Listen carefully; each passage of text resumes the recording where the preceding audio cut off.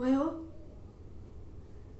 तुमच्या कानावर एक गोष्ट घालीन म्हणते, पण माझी जीभ काही रेटनाच. अहो, तुमचे ते मित्र जगू भाऊजी गावाकडे आले ते, आठवडा झाला आता. जरा गाठभेट घ्या की मित्राची. अहो, जगाची रीतच आहे ती, सगळे शेतकऱ्यालाच व्यवहार शिकवतात बघा. बरं, तुम्ही तरी केली का लगेच नावावर? नाही ना. मग जिथलं तिथं गोष्टी सोडून द्यायच्या असतात.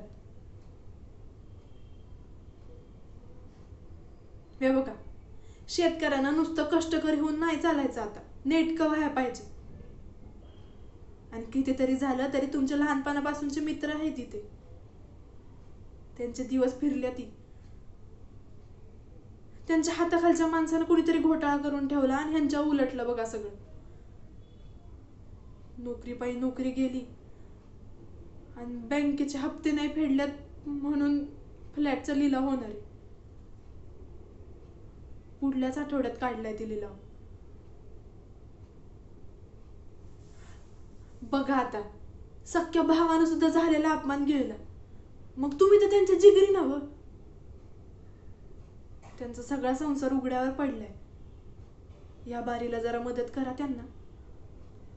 नाही, लग्नानंतर बदलले असतील ते, पण आपण बदलून कसं चालेल?